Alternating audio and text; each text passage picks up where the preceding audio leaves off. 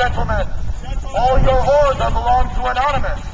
You have no chance to continue lying. Make your PR. Even if you move, WOT, we know what we are doing, and it is for great justice. In February, Minneapolis Anonymous braved the bitter cold. We marched again in March. And in April, we braved the wind and the rain and the cold and the snow. We will be here every month until there are no more people suffering under your fair game policy, until there are no more people suffering under your disconnection policy, and until you are now no longer being scammed by your management. Your religious beliefs are your business, and we have nothing wrong with them. However, the bridge to total freedom is not over there in the Horde. It's right here, across the street, with us. When Anonymous began protesting, your management told you that they would handle us, that we would never get very far. But to handle Anonymous is to handle the internet itself.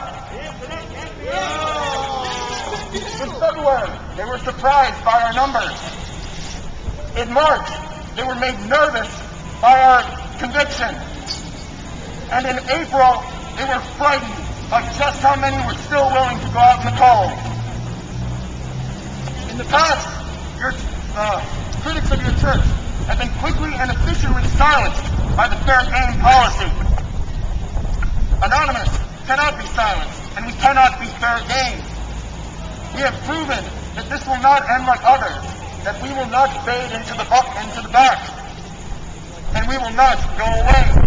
You brought this on yourselves.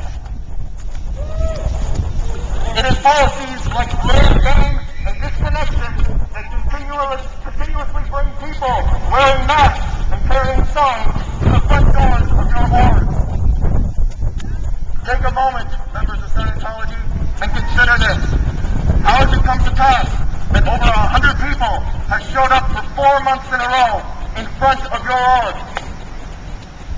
How is it that this isn't only happening here in Minneapolis, but across the entire planet Earth? How is it that hundreds of thousands of people are so woefully wrong about an organization that you claim is completely harmless? And why, Scientology, why have your OTAs not wished us away yet? They can do that, can't they?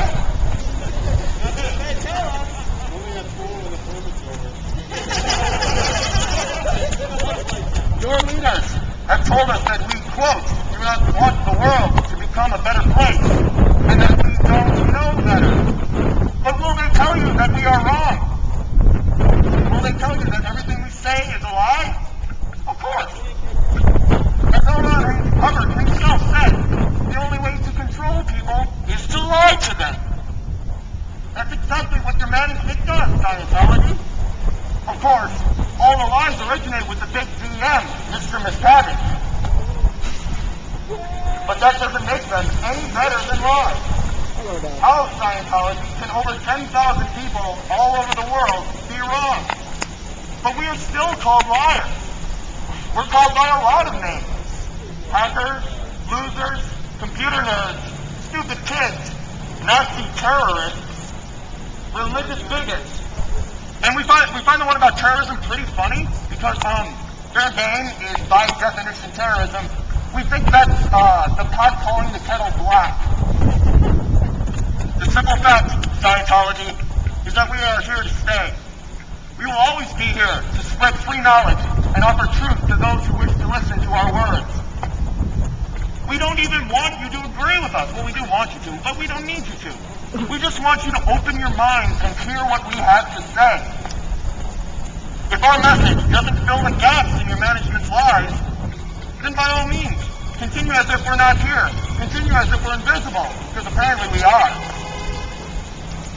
But if anything we say rings true with you, don't chalk it up to past sins against the church. Don't blame it on your body's beatings. That ringing you're hearing is the ringing of truth, and there's no more precious or beautiful sounds.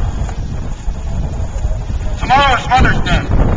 Don't forget to call your mom and tell her how much you love her.